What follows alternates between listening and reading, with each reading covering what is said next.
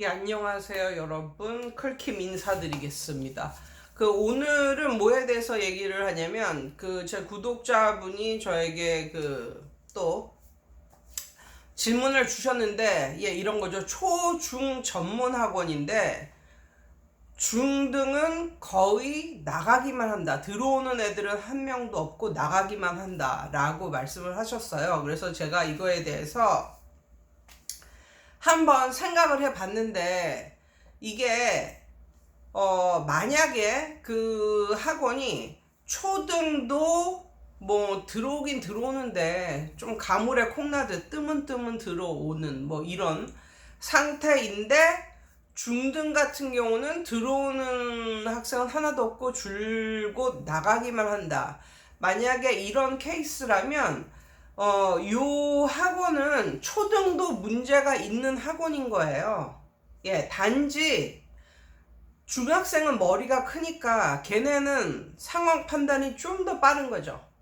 그리고 소문도 좀 더 빨리 나고, 중학교보다 더 상황 판단이 빠르고 소문도 잘 나는 그런 학년은 이제 고등학생이 되는 거고. 근데 이제 초등학생 같은 경우는 뭐 저학년 같은 경우는 뭐가 뭔지 모르고 그냥 부모님이 계속 다니라고 하면 뭐 다니는 거고, 그리고 초등학생 부모님들도 뭐 바쁘고 이렇다 보니까 뭐 한 번 들어간 학원이 뭐 큰 뭐 애하고 별로 안 맞는다거나 뭐 이렇지 않은 이상은 그냥 아무 생각 없이 그냥 학교 보내듯이 학원을 쭉 보내는 그런 경우가 있죠. 그래서 이런 경우에는, 그러니까 초등학교 저학년인 경우에는 초등학교 저학년 애들이 뭐 판단하거나 뭐 이런 걸 잘 못해.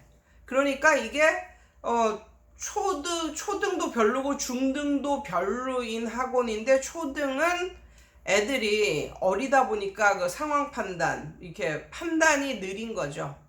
예. 그리고 중학교는 판단이 빠르니까 이제 중학교가 더 이게 반응이 빨리빨리 나타나는 거죠.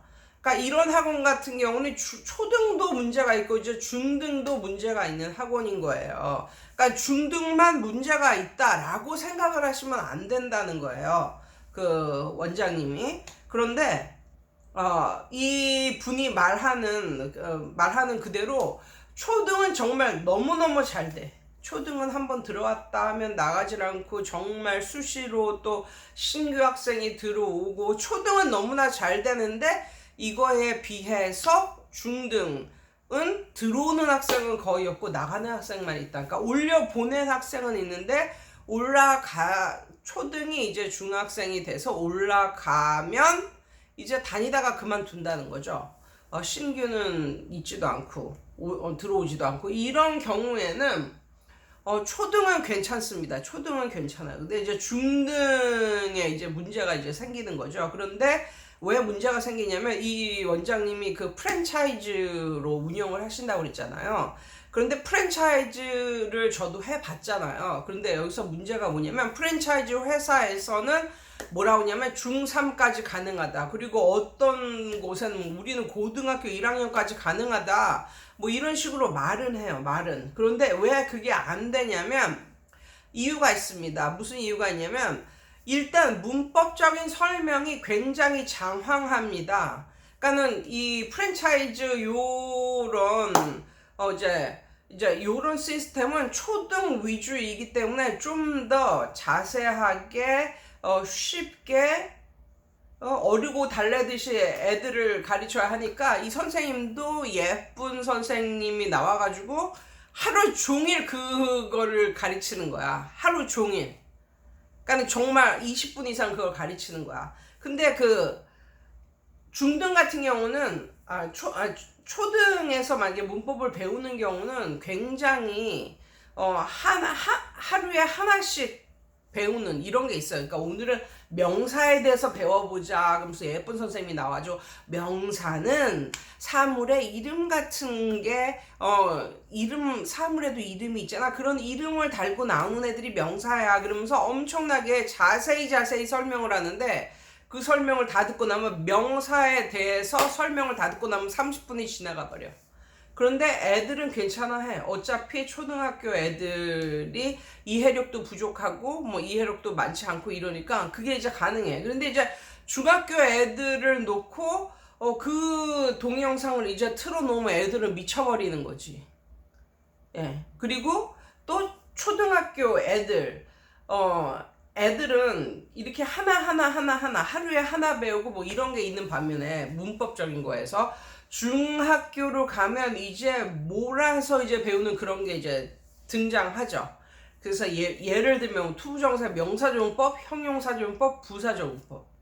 초등학교 고학년 같은 경우 투부정사 명사조용법만 배워서 하루 종일 그게 가능해. 근데 이제 중학교로 올라가면 그게 이제 쫙 한 번에 나오는 그런 나옴직한 그런 게 있는 거죠. 그렇게 해야 되는 거죠. 그런데 만약에 프랜차이즈 그 교재로 거기에서도 문법을 가르쳐 주니까 그 문법으로 이 중학교 애들을 듣게 한다면 투부정사 명사조용법 30분, 형용사조용법 20분, 부사조용법 20분 뭐 이렇게 해가지고 애들이 미쳐버리는 거야. 그거 듣고 있으면. 예, 그렇기 때문에 이게 적절하지가 않아요. 그래서 이런 애들을 가르치기 위해서는 선생님이 동영상을 찍으셔야죠. 선생님이 그 아이들에게 맞는, 그 아이들과 학생들에게 맞는 동영상을 하나하나 찍어서 학원 뭐 게시판이랄지 뭐 어디랄지 아무튼 업로드를 시켜서 애들로 하여금 그것을 보게 하거나, 아니면은 이제 중학교 때서부터는 교실식 수업을 하는 것도 괜찮습니다. 만약에 학교가 주변에 학교가 뭐 한 학교, 뭐 중학교를 대상으로 한다면 한두 학교 정도 애들만 뭐 우리 학원에 온다 뭐 이런 경우라면 그 애들만 모아서 교실식 수업, 아니면 반반으로 해도 될 것 같아요. 그러니까 뭐 시험 대비할 때는 교실식 수업, 그렇지 않을 때는 그냥 자기 주도 학습식 수업 뭐 이런 식으로 할 수 있습니다. 그래서 중학교 학생을 그 프랜차이즈 영어 그 방식 그대로를 가져와서 중학교를 가르치는 것, 이것이 문제가 있는 거예요. 그리고 독해 같은 것도 그래요. 독해 같은 것도 물론 레벨이 올라가기는 하겠지만 이게 시 중에 좀 저는 NE 능률 시리즈를 좋아하거든요. 근데 아무튼 시 중에 그런 독해집을 이렇게 보면 그걸 딱 보면 이것은 그 수학 능력 평가 그 모의고사의 축소판입니다. 모의고사를 좀 쉽게 만든, 그렇지만 스타일이나 이런 양식은 모의고사 형식이라는 거죠.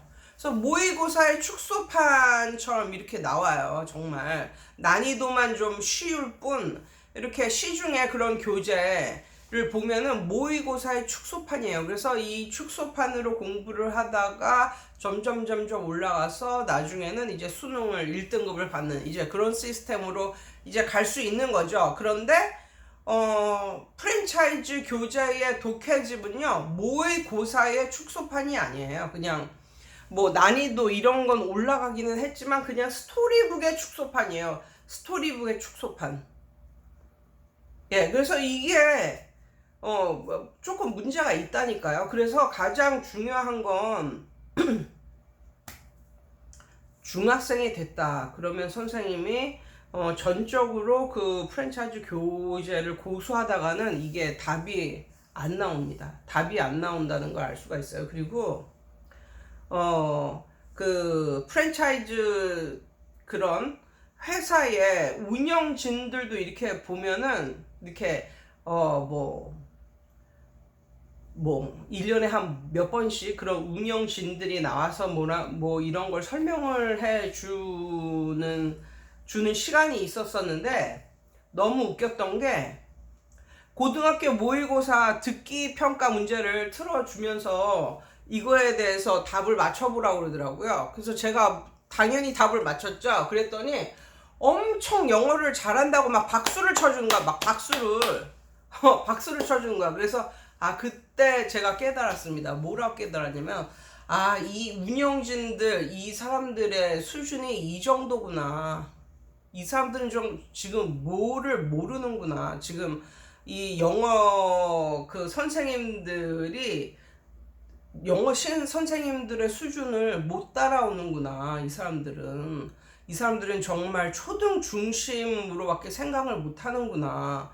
뭐 이런 느낌이 들었어요. 그래서 그 요즘에는 뭐 프랜차이즈 그 회사에서 중학교도 자기네 프랜차이즈로 하면 된다라는 식으로 말을 하고 굉장히 이렇게 부각을 해서 말하는 게, 우리는 문제은행이 있다 뭐 이런 식으로. 근데 정말 많은 문제를 이렇게 모아가지고 문제은행을 만들어 놨죠. 그런데 중요한 건 그 문제은행은 오케이. 근데 그 문제은행을 뺀 나머지 독해랄지 문법이랄지 이것은 좀 문제가 있는 거예요. 그래가지고 그 스타일 그대로 프랜차이즈 그 회사 거를 100% 쓰다가는 이제 애들이 질려버리는 거죠. 그래서 별로 그 학원을 다녀야 되는 그런 메리트가 없는 거예요. 그래서 애들이 줄줄줄줄 이제 나가는 거죠. 그래서 그 저 같은 경우는 똘똘한 5학년 정도만 돼도 시중 교재로 다 바꿨었습니다. 그 프랜차이즈를 했을 때도 똘똘한 그런 그 5학년서부터는 시중 교재로 다 바꿨고, 그 다음에 정말 똘똘한 애들 같은 경우는 그냥 프랜차이즈로 시작을 안 했었어요. 왜냐면 걔네는 프랜차이즈 그 교재는 정말 영어를 모르고 영어를 처음 시작하고 초등학교 1, 2, 3학년 그런 애들을 좀 전문으로 이제 하는 요런 게 가장 좋거든요.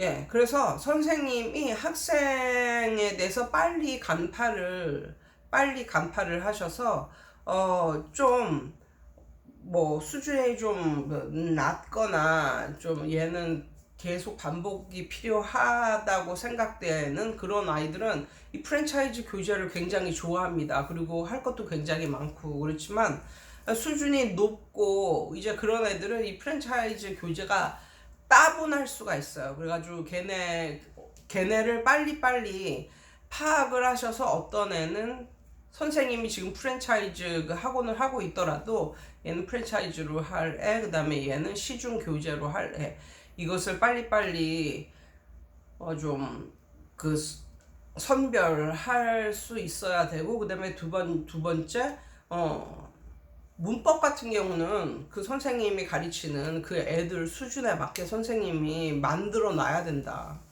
프랜차이즈 그것만 믿으면 안 된다. 만들어 놔야 된다. 그 다음에 독해집 같은 경우도 난이도는 비슷할 수도 있겠지만, 뭐 단어의 난이도 이런 건 비슷할 수가 있겠지만, 프랜차이즈의 그 리딩은 그냥 일반 읽기, 스토리텔링, 읽기인데 단어 수준이 높은 요런 거에 가깝다면, 시중 교재는 이제 모의고사 형태의 축소판이라고 볼 수 있어요. 그래가지고 학교 다니면서 학교 내신도 올리고 그러려면 아무래도 스토리텔링은 이제 그만하고, 스토리텔링 교재는 그만하고 이제 모의고사의 축소판인 요런 독해를 가지고 이렇게 해야 되지 않을까 싶은 생각이 듭니다.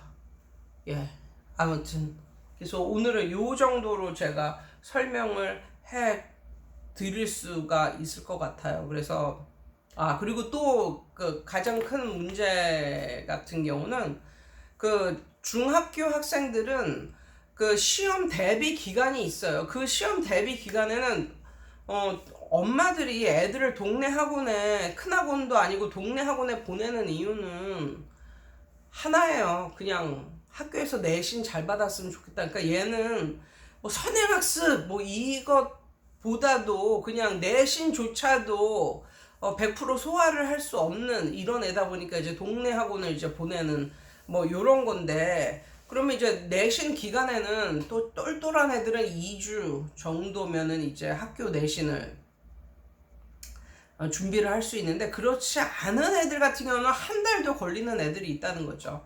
그런데 프랜차이즈 그 회사에서는 한 달에 그 반드시 그 책 한 권 이상을 구입을 해야 되거든요.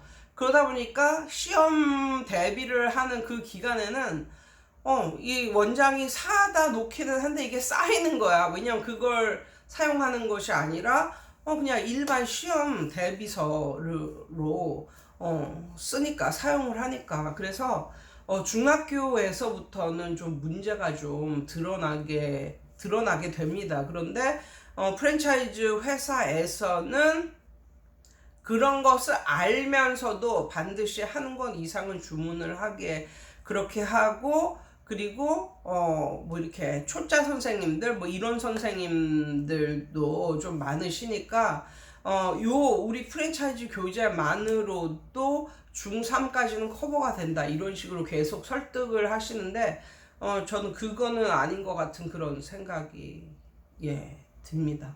아무튼 선생님도 제 말을 잘 참고를 하셔서 어느 쪽에 해당이 되는 건지 빨리 파악을 하시고 빨리빨리 대비를 하셨으면 좋겠어요. 이상이에요. 여러분 오늘도 좋은 하루 되세요.